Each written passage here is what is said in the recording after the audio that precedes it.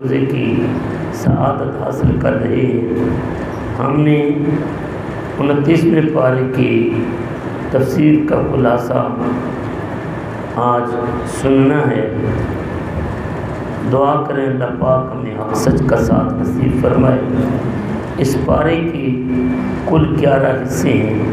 پہلا حصہ سورہ ملک پر مشتمل ہے، دوسرے حصے میں سورہ قلم، تیسرے حصے میں سورۃ الحاقہ، چوتھے حصے میں سورہ معارج، پانچویں حصے میں سورہ نوح، چھٹے حصے میں سورہ جن، ساتویں حصے میں سورہ مزمل، آٹھویں حصے میں سورہ مدثر، نویں حصے میں سورہ قیامت، 10واں حصہ سورہ طہر پر مشتمل ہوگا اور آخر میں سورہ مرسلات۔ اس میں سب سے پہلے سورہ ملک کے اندر ویسے یہ ذہن میں رکھیں کہ اس پارے میں عمومی طور پر اللہ رب العزت نے ہمیں فکر آخرت عطا فرمائی ہے۔ آخرت کی تیاری کرنے کا ہمیں سبق دیا ہے اور یہ بتایا ہے کہ یہ دنیا عارضی، یہ دنیا فانی، یہ دنیا بے وفا، یہ دنیا دار فنا، یہ دنیا دھوکے کا گھر اور اصلی تیرا گھر یا قبر آخرت یا آخرت کا گھر ہے۔ اس پارے کے عموماً جو تمام صورتوں کے اندر جو مین خلاصہ اس کا یہ بنتا ہے، فکر آخرت اللہ نے دی ہے۔ اب سب سے پہلے سورہ ملک کی طرف چلتے ہیں۔ سورہ ملک کی دوسری آیت کے اندر اللہ پاک نے ہمیں بتایا کہ موت اور حیات اللہ پاک نے کیوں پیدا فرمائی۔ مالک الملک نے موت اور حیات پیدا کی اس لیے فرمائی تاکہ بندوں کو آزمائے۔ مالک الملک آزما کر بندوں کو دکھائے۔ اچھا، یہ ذہن میں رکھنا، کہیں پر بھی اگر بندے کی آزمائش کا، جانچنے کا، پرکھنے کا کہیں معنی آیا ہے نا، یہ مت کبھی سوچنا کہ اللہ پاک کو پتہ نہیں ہے۔ اللہ پاک کو سارا پتہ ہے، فقط دو چیزیں مقصود ہوتی ہیں۔ ایک تو بندوں کو بندوں کے کرتوت دکھانا مقصود ہوتے ہیں کہ دیکھو جنہیں میں نے جس مقام پر رکھا صحیح رکھا، اور پھر یہ دکھانا مقصود ہوتا ہے کہ قیامت والے دن جب اللہ نے مجرموں کو سزا دینی ہے، مجرموں کو سزا دینی ہے، تو کوئی یہ نہ کہہ سکے کہ مالک ہم تو اچھے تھے، ہمیں کیوں سزا ملی۔ اللہ پاک نے ان کے کرتوت ان کے سامنے رکھ دیے کہ تمہیں سزا قیامت والے دن اس وجہ سے مل رہی ہے کہ تم نے میری الوہیت کا انکار کیا، تم نے میرے فرامین کی پابندی نہ کی، تم نے میرے دین اور میرے قرآن سے غداری کی، اس لیے تمہیں سزا دے رہا ہوں۔ اللہ پاک نے فرمایا یہ موت اور حیات اس لیے پیدا فرمائی لیبلوکم، تاکہ تمہیں آزمائے، ایکم احسن عملا، یہاں پر تاکہ یہ دکھائے کہ کس کے عمل اچھے ہیں۔ حضرت فضیل بن عیاض فرماتے جب عمل خالص ہو لیکن درست نہ ہو تو اسے قبول نہیں کیا جائے گا، جب عمل درست ہو لیکن خالص نہ ہو تو یہ بھی قبول نہیں کیا جائے گا۔ عمل صرف وہی قبول ہو جو خالص اور درست ہو۔ عمل خالص اس وقت ہوگا جب اسے اللہ کی رضا کے لیے کیا جائے، اور درست اس وقت ہوگا جب وہ سنت مصطفیٰ کریم صلی اللہ علیہ وسلم کے مطابق کیا جائے۔ عمل دو چیزیں یہاں بیان فرمائیں، خالص بھی ہو اور درست بھی ہو۔ عمل خالص وہ جو اللہ کی رضا کے مطابق ہو، اور درست وہ جو سنت مصطفیٰ کریم صلی اللہ علیہ وسلم کے مطابق ہو۔ تو یہاں پر یہ فرمایا آزمانا یہ چاہتا ہے، دکھانا یہ چاہتا ہے، بتانا یہ چاہتا ہے کہ دیکھو میری رضا کے مطابق، میری رضا پر کون چلتا ہے، سنت مصطفیٰ پر کون چلتا ہے، سنت مصطفیٰ پر کون چلتا ہے۔ اب حضرات جی وقار دوسرا موضوع ہم نے جنوں کے متعلق جو عقیدہ رکھنا ہے، مالک الملک نے آیت نمبر 5 میں فرمایا وَلَقَدْ زَيَّنَّا السَّمَاءَ الدُّنْيَا بِمَصَابِيحَ وَجَعَلْنَاهَا رُجُومًا لِلشَّيَاطِينِ وَأَعْتَدْنَا لَهُمْ عَذَابَ السَّعِيرِ۔ اللہ فرماتا ہے کہ ہم نے آسمان کو چراغوں سے سجایا، چراغوں سے سجایا، اور ہم نے شیطانوں کے لیے وہ مار بنایا، ان کے لیے بھڑکتی آگ کا عذاب تیار کیا۔ اب اس میں ستارے ہیں، یہ نبی کریم صلی اللہ علیہ وسلم کے آنے سے پہلے شیطان آسمانوں کی طرف جاتے تھے اور مدبرات امر کی گفتگو سنتے اور کاہنوں کو نچومیوں کو آ کر بتاتے کہ اب یہ ہونے والا ہے، اب یہ ہونے والا ہے۔ اب نبی کریم صلی اللہ علیہ وآلہ وسلم کے معراج پر جانے کے بعد اب کسی جن کی کسی شیطان کی یہ طاقت نہیں کہ وہ آسمان کی طرف جا سکے۔ اب جب بھی کوئی جن یا شیطان اوپر کو جاتا ہے تو ستارے ٹوٹ کر ان کے اوپر میزائل بن کر گرتے ہیں، میزائل بن کر گرتے ہیں۔ تو میزائل ٹارگیٹڈ میزائل ان کے اوپر گرتے ہیں۔ اور آپ نے دیکھا ہوگا رات کو اور جو شہاب ثاقب جنہیں کہا جاتا ہے، یہاں پر تو یہ سائنس کے الگ اقوال ہیں، اس کے اوپر ہم نہیں جاتے، لیکن اللہ فرماتا ہے کہ یہ جو رات کو ستارے ٹوٹ کر یہ گرتے ہوئے نظر آتے ہیں، اصل میں یہ شیطان مدبرات امر کی گفتگو سننے کے لیے جب اوپر جاتے ہیں تو ستارے اللہ تبارک و تعالیٰ کے حکم سے ان کے اوپر گرتے ہیں اور انہیں جلا کر راکھ اور بھسم کر کے رکھ دیتے ہیں۔ اچھا، ایک بات، دوسری بات یہاں یہ بھی ذہن میں رکھیں کہ اللہ رب العزت نے اپنا علم اپنے پاس رکھا ہے، اگر چاہتا ہے تو اپنے خاص انبیاء اور خاص اولیاء کو عطا فرما دیتا ہے۔ ہمارے ہاں، میں دیہات کا رہنے والا ہوں، ہمارے دیہات میں عموماً یہ عقیدہ ہے کسی کو جن ہو گئے، کوئی سٹھی آ گیا، کوئی بونگیا مارنے لگتا ہے تو اسے کہتے ہیں اسے جن ہو گئے، پھر اس کے پاس آ جاتے ہیں، بتاؤ جی میرے اوپر تعویذ کس نے ڈالے، بتاؤ جی میں بیمار کیوں ہوں، بتاؤ جی میری مشکلیں کب حل ہوں گی، اور وہ خود سٹھی آیا ہوا ہے، ظالمو تمہیں تمہاری مشکلیں وہ حل کر کے کیا دے گا۔ تو اس لیے جنوں کے بارے میں یہ عقیدہ مت رکھیں کہ جن علم غیب رکھتے ہیں۔ علم غیب یہ اللہ کی قدرت کا خاصہ ہے اور جسے مالک چاہتا ہے عطا فرماتا ہے، یہ جنوں کے بس کی بات نہیں ہے، جنوں سے انسان کی عظمت زیادہ ہے۔ اور پھر اس کے بعد آیت نمبر 12 کے اندر مالک الملک نے اپنے کلام مجید برہان رشید کے اندر یہ ارشاد فرمایا، ان الذین یخشون ربهم بالغیب لهم مغفرۃ واجر کبیر، کہ جو اللہ کا ڈر رکھتے ہیں، اپنے رب کا ڈر رکھتے ہیں غیبانہ طور پر، ان کے اللہ تعالیٰ نے مغفرت اور اجر کبیر کا وعدہ کر رکھا ہے۔ اب یہاں پر ذرا سنیے کہ میرے نبی کریم صلی اللہ علیہ وسلم کی حالت کیا ہوتی تھی۔ تہجد کی نماز کے وقت آقا اٹھتے اور آقا نماز تہجد میں جب روتے خوف خدا سے، آقا روتے، کون؟ امام الانبیاء، کون؟ سید الرسل، کون؟ شفیع المذنبین، کون؟ رحمت للعالمین، کون؟ محبوب خدا، محبوب خدا صلی اللہ علیہ وآلہ وسلم کیسے روتے؟ میرے نبی اتنا روتے، اتنا روتے، اتنا روتے، جس طرح ہنڈیا کے ابلنے کی آواز آتی ہے، ہانڈی جب ابل رہی ہوتی ہے وہ اس کی خاص آواز نکلتی ہے، میرے آقا کے سینے سے اسی طرح کی آواز نکلتی ہے۔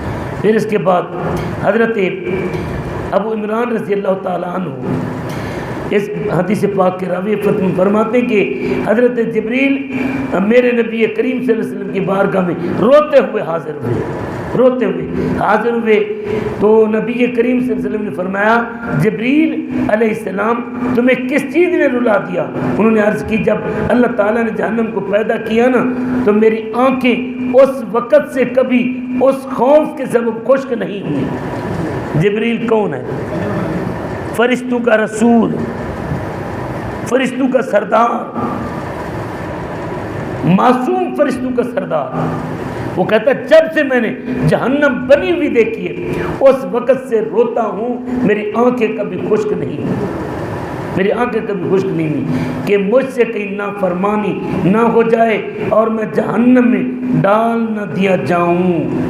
آپ اندازہ کریں کہ جسے اللہ نے معصوم بنایا، جسے گناہ کا خیال ہی نہیں آتا، جس کے قریب گناہ پھٹک ہی نہیں سکتا، وہ روتے ہیں اور اتنا روتے ہیں جب سے جہنم بنی ہے روئے جا رہے ہیں، جب سے جہنم بنی ہے روئے جا رہے ہیں۔ ایک طرف وہ کہ جو گناہ بھی نہیں کرتا جہنم کو دیکھ کر ڈر رہا ہے، ایک طرف ہماری اسٹیجوں کے اوپر خسرے نعت خان ناچتے ہوئے یہ کہتے ہیں تیری دوزخ مول نہ سڑسوں، تیری جنت مول نہ برسوں۔ ہمیں اپنا عقیدہ درست رکھنا ہے۔ یہ اللہ رب العزت کے قرآن کا انکار ہے، نبی کریم صلی اللہ علیہ وسلم کے دین کا انکار ہے۔ اس کے بعد سورہ قلم کے اندر مالک الملک جل وعلا نے یہ ارشاد فرمایا نون والقلم وما یسطرون، اس کے اندر خالق کائنات نے اپنے محبوب پاک صلی اللہ علیہ وآلہ وسلم کی شان بیان فرمایا کہ قسم نون کی اور لکھنے والی قلم کی، ما انت بنعمت ربک بمجنون، کہ محبوب آپ تو دانا ہیں، آپ مجنون نہیں ہیں۔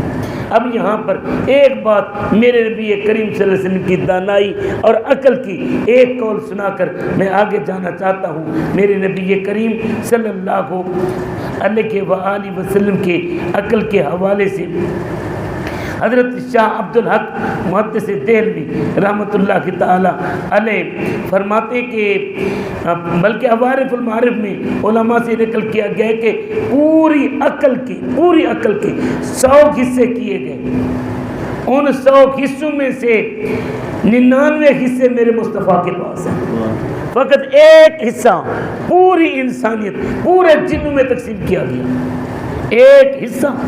اب یہاں پر جن کے پاس 99 حصے ہیں ان کے اوپر اگر مولوی کھڑا ہو کر تنقید کرے اس کا پتہ ہے اس کا نہیں ہے، اس کا پتہ ہے اس کا نہیں ہے، تو یہ مولوی کے عقل کا قصور ہے، اس کے بس کی بات نہیں ہے۔ بلکہ یہاں پر شاہ عبدالحق محدث دہلوی فرماتے اگر مجھے یوں کہنے کا موقع دیا جائے تو یہ بھی سچ ہوگا کہ جو اللہ نے عقل پیدا فرمائی اس کے اللہ نے 1000 حصے فرمائے، اس میں سے 999 حصے میرے مصطفیٰ کو ملے، فقط ایک حصہ کل کائنات کے اندر تقسیم ہوا، کل کائنات میں تقسیم ہوا۔ اب دیکھیں یہاں پر ایک 1000واں حصہ کل کائنات کو ملا، تقسیم ہو کر انہوں نے جہاز بنا دیے، انہوں نے جناب زمین مسخر کر دی، انہوں نے سورج کی شعاعیں مسخر کر دی، انہوں نے دریا مسخر کر دیے، انہوں نے پانی سے بجلی بنا دی، انہوں نے جناب اپنی سائنس کے ایجادات کر دیے۔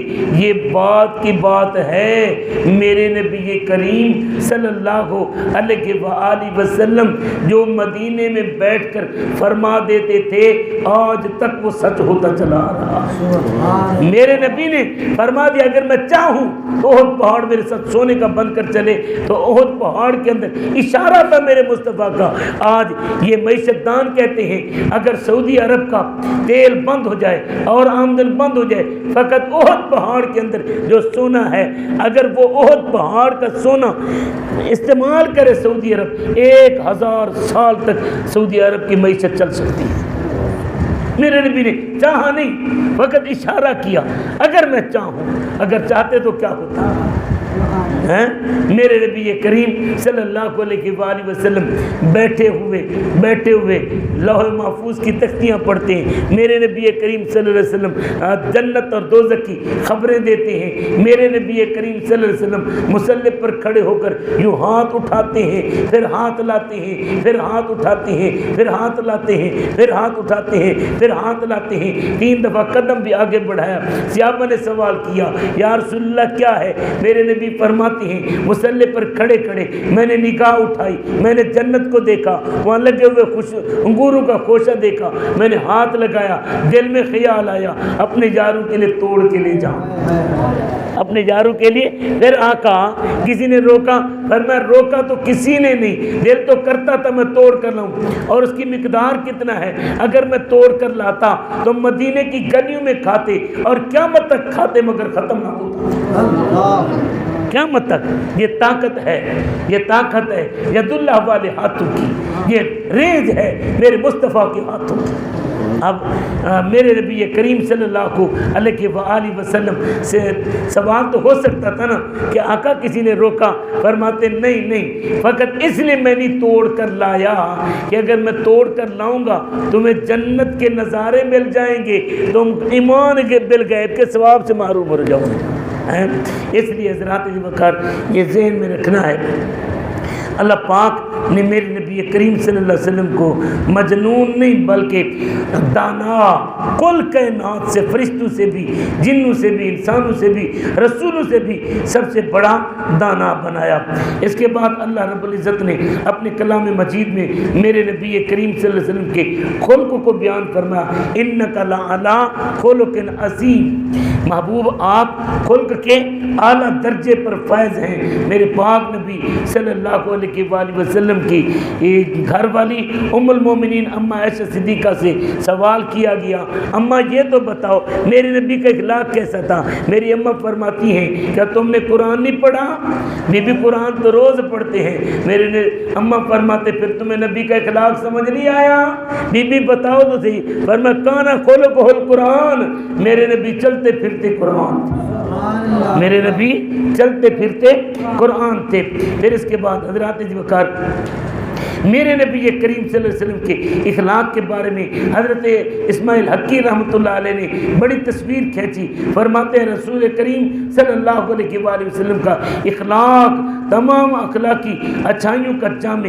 اللہ تعالیٰ نے آپ صلی اللہ علیہ وسلم کو حضرت نوح علیہ السلام کا شکر، حضرت ابراہیم علیہ السلام کی خلت، موسیٰ علیہ السلام کا اخلاص، اسماعیل علیہ السلام کے وعدے کی سچائی، یعقوب اور ایوب علیہ السلام کا صبر، حضرت داؤد علیہ السلام کا عذر، حضرت سلیمان اور عیسیٰ علیہ السلام کی عاجزی، اور اس کے علاوہ تمام انبیاء کے اخلاق عطا فرمائے۔ اسی لیے اعلیٰ حضرت فرماتے تیرے خلق حق نے عظیم کہا، تیری خلق حق نے جمیل کیا، کوئی تجھ سے ہوا ہے نہ ہوگا شہا، تیرے خالق حسن و ادا کی قسم۔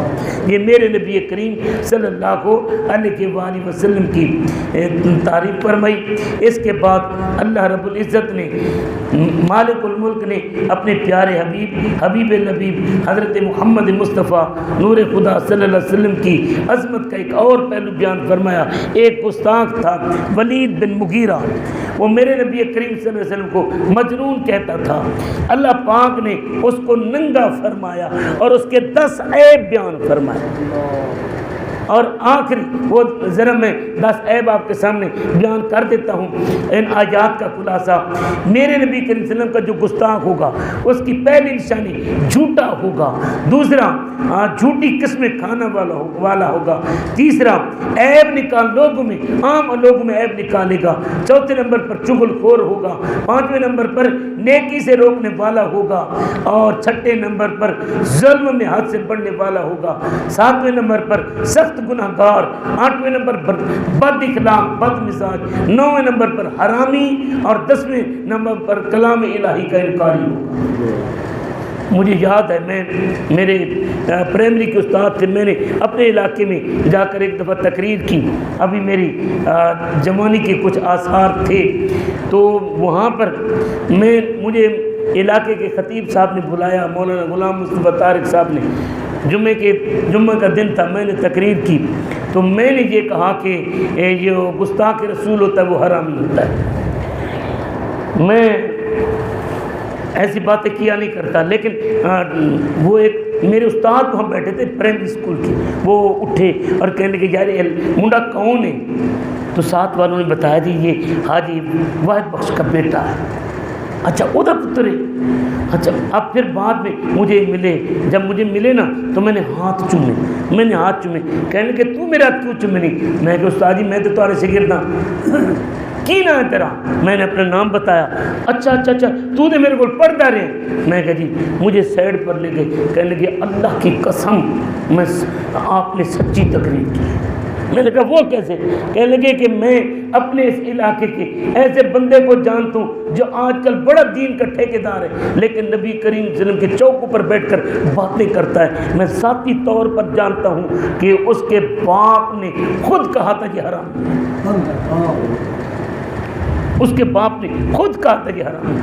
تو یہ ذہن میں رکھیں، جہاں بھی نبی کریم صلی اللہ علیہ وسلم کے بارے میں تمہیں کوئی بھونکتا ہوا نظر آئے تو یہ یقین کر لیں کہ یہ بندہ اصلی نسلی نہیں ہے، اصلی نسلی نہیں ہے۔ یہ گستاخ رسول کی مین نشانی یہ ہے کہ وہ حرامی ہوگا۔ پھر اس کے بعد اللہ رب العزت نے سورہ قلم کے بعد سورہ حاقہ کے اندر مالک الملک نے جو مین موضوع رکھا وہ پھر وہی فکر آخرت ہے۔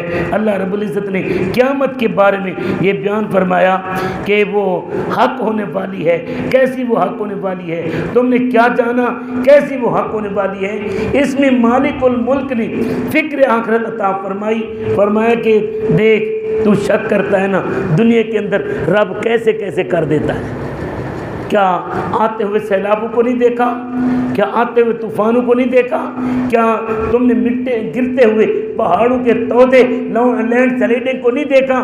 جو مالک یہ کر سکتا ہے وہ قیامت جب لائے گا تو اس کا منظر کیا ہوگا۔ اس دن اللہ رب العزت ارشاد فرماتا ہے کہ نیکوں کو نام اعمال دائیں ہاتھ میں ملیں گے اور بدکاروں کو نام اعمال بائیں ہاتھ میں ملیں گے۔ اچھا مزے کی بات یہ ہے، انگریزی پڑھنے والا میں بھی الحمدللہ قاری تھوڑا بہت پڑھتا رہا ہوں، تھوڑی بہت مجھے بھی زیادہ نہیں تھوڑی آتی ہے، لیکن اس دن یہ انگریزی نہیں چلے گی، اردو پنجابی سریکی نہیں چلے گی، اس دن عربی ہوگی، عربی مدینے والے کی زبان، اللہ کی زبان، قرآن کی زبان عربی ہوگی۔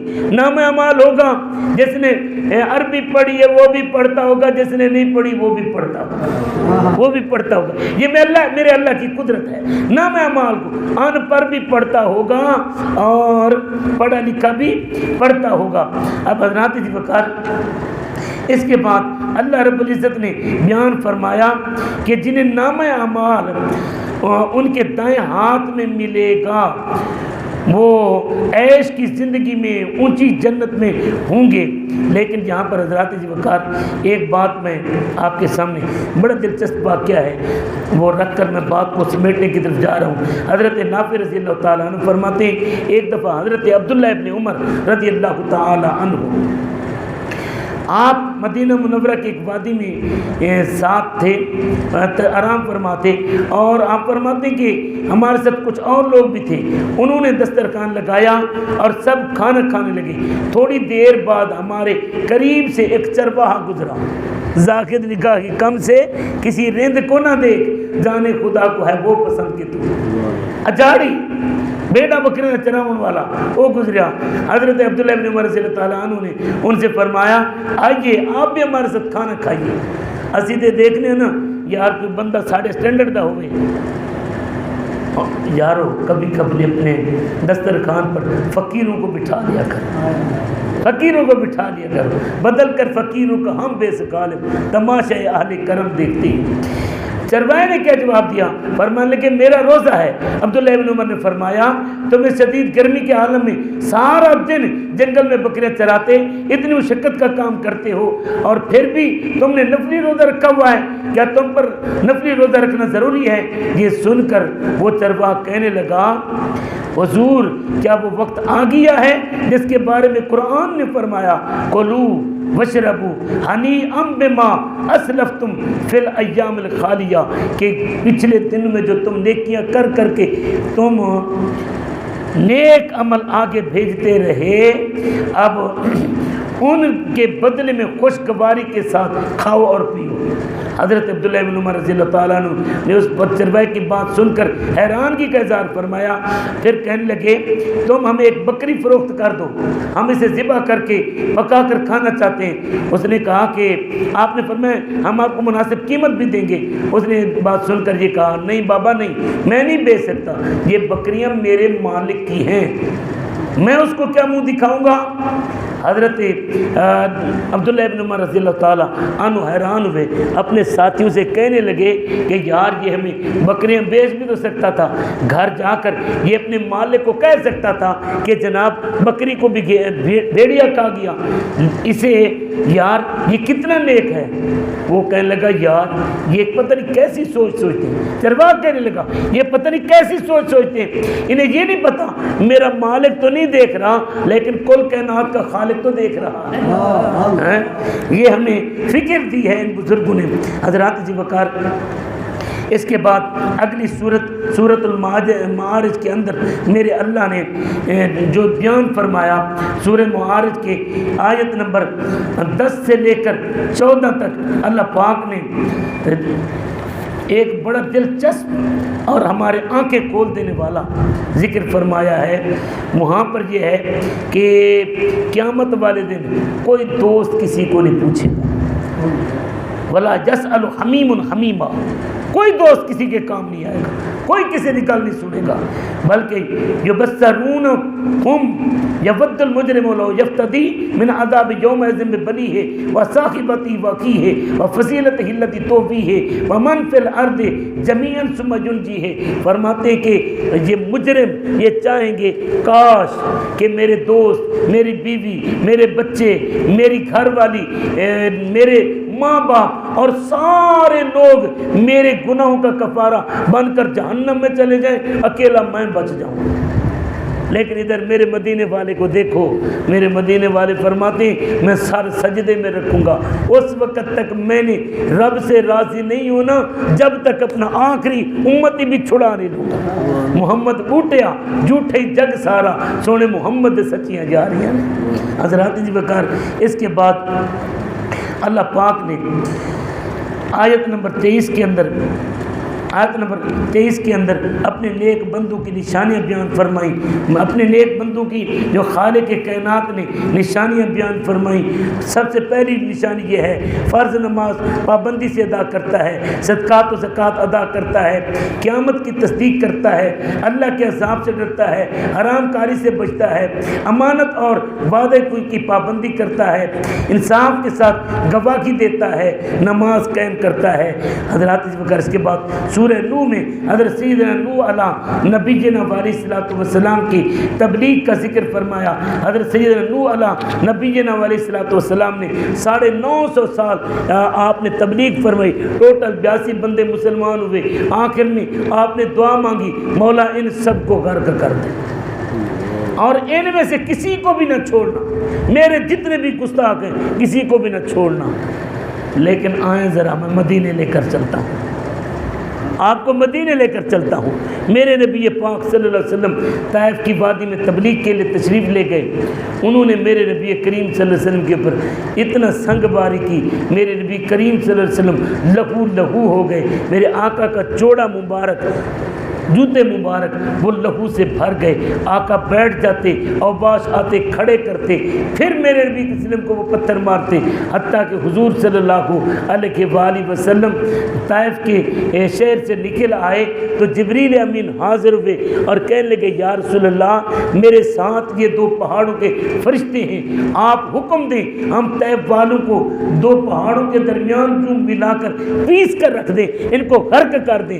میرے نبی نے فرمایا نہیں, میرے نبی نے فرمایا نہیں, یہ نہیں مانتے, چلو ان کی نسلیں مان لیں گی. وہ پتھر مارنے والوں کو دیتے ہیں دعا اکثر, کوئی لاؤ مثال ایسی, شرافت ہو تو ایسی ہو. یہ میرے نبی کریم صلی اللہ علیہ وسلم کا ادھر نوح علیہ السلام کی کا اپنی امت کے لیے دعا مانگنا, ادھر میرے نبی کا اپنی امت کے لیے دعا مانگنا. ارے دعا وہ بھی مانگ رہے ہیں مگر دعا یہ بھی مانگ رہے ہیں, مگر فرق کتنا ہے. اس کے بعد سورہ جن کے اندر میرے اللہ نے جنوں کے حوالے سے ذکر فرمایا.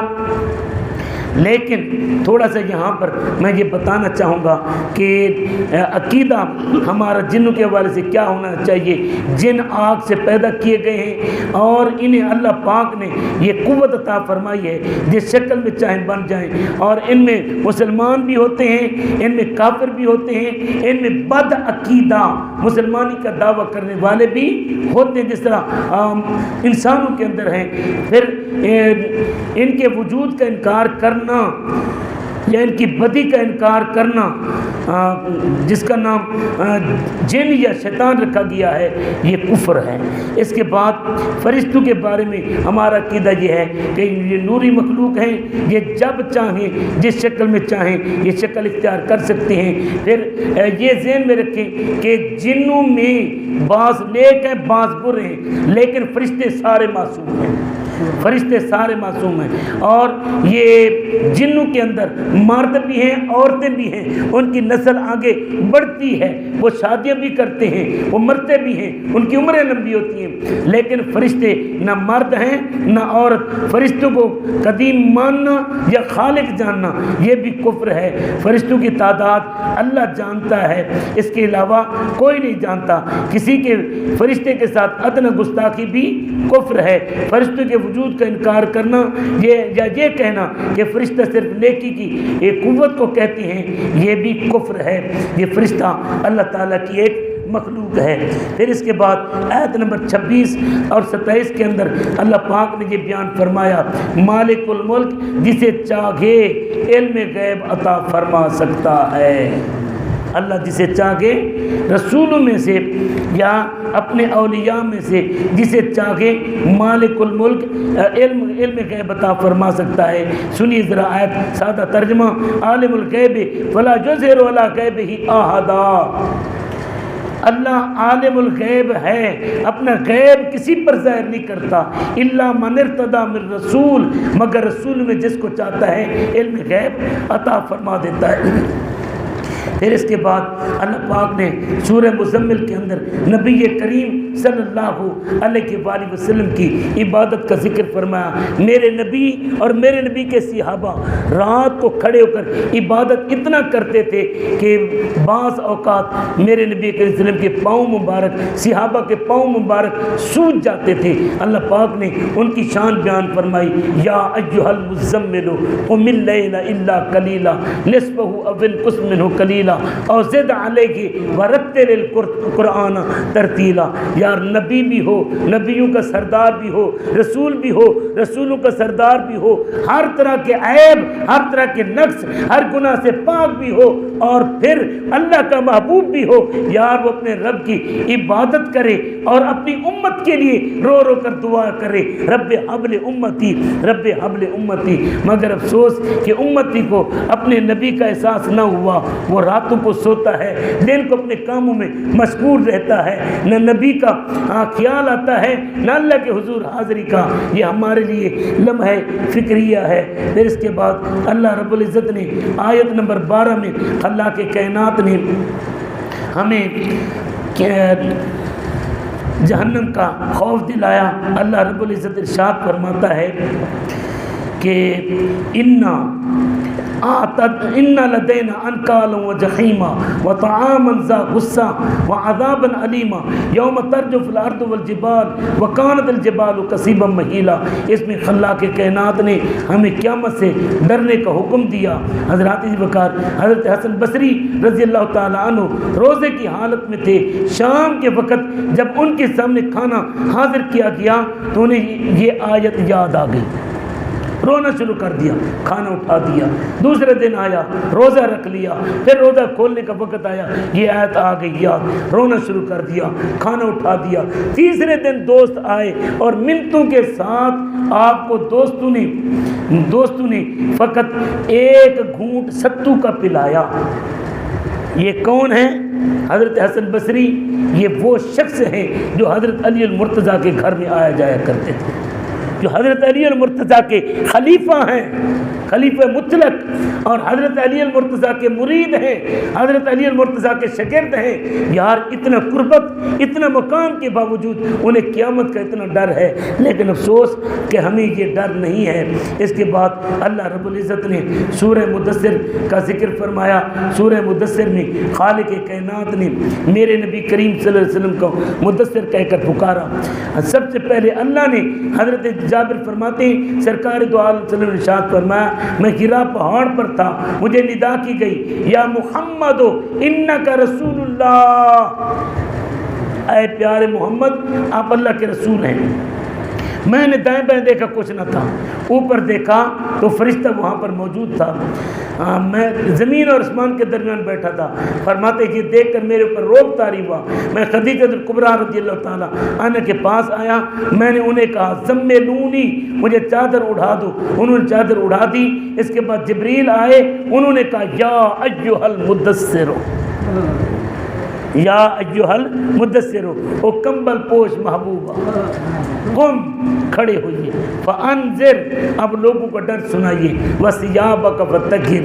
اس کے بعد اللہ پاک نے جنتیوں اور جہنمیوں کا سوال و جواب بھی اس کلام مجید کے اندر آیت نمبر 40 اور آیت نمبر 47 کے درمیان اللہ رب العزت نے بیان فرمایا کہ جنتی لوگ جہنم سے سوال کریں گے ما سلککم فی سقر، تم جہنم میں کیسے آئے؟ وہ جو جواب دیں گے فقط وہ جواب قرآن پاک کے ترجمے کے ساتھ بات کر کے میں آگے چلوں گا۔ وہ کہیں گے لم نکو مصلین، ہم بے نمازی تھے۔ پہلا جہنم میں جانے کا سبب کیا تھا؟ بے نمازی ہونا۔ دوسرا ولم نکو نطعم المسکین، ہم غریبوں کو مسکینوں کو کھانا نہیں کھلاتے تھے۔ تیسرا جرم کیا تھا؟ کننا نخوض مع الخائضین، ہم بےہودہ باتیں کرتے تھے۔ وکننا نکذب بیوم الدین، ہم قیامت کا انکار کرتے تھے۔ اس کے بعد اللہ رب العزت نے قرآن، یار یہاں پر معاف کرنا، میں قرآن پاک کے نا ایک بات یہاں پر قرآن پاک سے جو بھاگتے ہیں سننے سے، قرآن پاک کا درس سننے سے، میں نہیں بیان کر رہا، قرآن پاک سے میں بیان کر رہا ہوں۔ اللہ پاک نے مثال دی۔ اللہ رب العزت نے آیت نمبر 49 اور 50 کے اندر جو ذکر فرمایا وہ یہ ہے فما لہم عن التذکرۃ معرضین، ان کو کیا ہو گیا ہے کہ یہ قرآن کا درس سننا گوارا نہیں کرتے، ان کو کیا ہو گیا ہے؟ ذرا سننا، میں اپنی طرف سے بات نہیں کر رہا، قرآن پاک، فما لہم، ان کو کیا ہو گیا ہے عن التذکرۃ معرضین، کہ قرآن کے درس سے، قرآن کے واعظ سے، قرآن کی نصیحت سے منہ موڑتے کیسے؟ کأنہم حمر مستنفرہ، گویا کہ وہ بھڑکے ہوئے گدھے ہیں، فرت من کسورہ، وہ بھڑکا ہوا گدھا جو شیر کے ڈر سے بھاگتا ہے۔ اب ہمیں اگر قرآن اچھا نہیں لگتا یا قرآن کا درس اچھا نہیں لگتا تو یہ سبق ہمارے لیے بہت بڑا ہے۔ اس کے بعد اللہ پاک نے سورہ قیامت کے اندر قیامت کی نشانیں بیان فرمائی، پھر اس کے بعد سورہ دار کے اندر خالق کائنات نے اہل بیت کی ایک شان آیت نمبر 5 سے 10 تک بیان فرمائی۔ وہ بعض مفسرین کرام نے لکھا کہ سید کائنات کے شہزادے امام حسن امام حسین ان کو بخار ہو گیا، میرے نبی کریم صلی اللہ علیہ وسلم کے پاس حاضر ہوئی سیدہ اور مولا علی رضی اللہ تعالیٰ عنہ، میرے نبی نے فرمایا منت مان لو اللہ رب العزت ان کو ٹھیک کر دے گا۔ بی بی نے 3 دن کے روزوں کی منت مانی، شہزادے ٹھیک ہو گئے۔ جب شہزادے ٹھیک ہو گئے بی بی نے پہلے دن روزہ رکھا، علی پاک مزدوری کر کے آئے، لنگر پکا کر جیسے افطاری کے لیے آگے رکھا، ادھر سے دروازہ بجا، ادھر سے دروازہ بجا۔ جب دروازہ بجا نا تو پھر وہاں سے سوال ہوا کون؟ خالق کائنات جل وعلا کی طرف سے۔ یہ بڑا پیارا واقعہ ہے، یہاں پر خالق کائنات یہ ارشاد فرماتا ہے کہ جب دروازہ بجا اندر سے سوال کیا گیا کون؟ جواب ہے مسکین ہوں، غریب ہوں، بھوکا ہوں، کھانا کھلا دو۔ بی بی نے روٹی لپیٹی، نہ اپنا خیال، نہ شہزادوں کا، نہ مولا علی کا، نہ گھر کے اندر رہنے والی نوکرانی سیدہ فدہ کا، تو کیا کیا؟ روٹی اٹھائی مسکین کو دے دی۔ دوسرے دن پانی سے روزہ، دوسرا روزہ، علی پاک مزدوری کر کے لائے، روٹی پکا کر رکھی۔ جب روٹی پکا کر رکھی افطاری کے وقت، افطاری کرنے کے قریب تھے کہ پھر دروازہ بجا کون؟ بی بی میں یتیم ہوں، نبی کے گھرانے والوں، اللہ کے نام نام پر مجھے کھانے کے لیے دے دو، کئی دن سے بھوکا ہوں۔ میرے پاک نبی کی شہزادی نے بچوں کا خیال نہیں کیا، اپنا خیال نہیں کیا، گھر والے کا خیال نہیں کیا، نکرانی کا خیال نہیں کیا، گھرانے کا خیال نہیں کیا، روٹی لپیٹی یتیم کو دے دی۔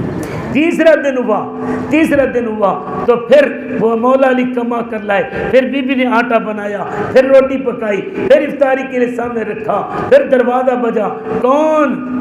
میں قیدی ہوں، رہائی ہو کر پا کر آیا ہوں، کئی دن کا بھوکا ہوں، مہربانی فرمائے کھانے کے لیے مجھے کچھ دے دیں۔ بی بی نے تیسرے دن بھی دے دیا۔ اللہ کو ان کی ادا بڑی پیاری لگی۔ اللہ پاک نے فرمایا میرے ان گھرانے والوں، نبی کے گھرانے والوں کو دیکھو جو یہ سارا کرنے کے بعد یہ کہتے ہیں نطعمکم لوجہ اللہ، اوے غریب، اوے یتیم، اوے قیدی، ہم تمہیں کھلا رہے ہیں، یہ مت کہنا کہ فاطمہ نے احسان کیا، علی نے احسان کیا، ہم نے تو رب کی رضا کی خاطر کیا ہے۔ اور لا نريد منكم جزاء ولا شکورا انا نخاف من ربنا یوما عبوسا قمطريرا۔ یہاں پر اللہ پاک فرماتا ہے یہ گھرانہ جب قیامت والے دن جنت میں جائے گا نا تو جہاں اشارہ کریں گے وہیں پر چشمے جاری ہو جائیں گے، چشمے جاری ہو جائیں گے۔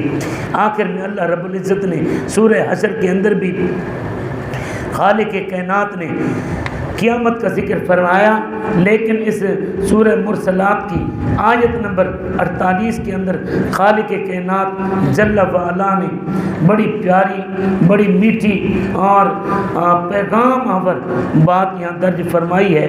اللہ رب العزت یہاں فرماتا ہے کہ جو دنیا میں نماز نہیں نہ پڑھتے، قیامت والے دن، آخری بات ہے، غور سے سنیے، آخری بات ہے، غور سے سنیے، اللہ ہمیں نمازی بنائے۔ آمین کہہ دو، ذرا اونچی سے آمین کہہ دو، کیونکہ یہ ایسی چیز ہے نماز، میرے نبی پاک صلی اللہ علیہ وسلم کے اوپر اترنے والا قرآن کہتا ہے بے نمازیوں کو قیامت والے دن کہا جائے گا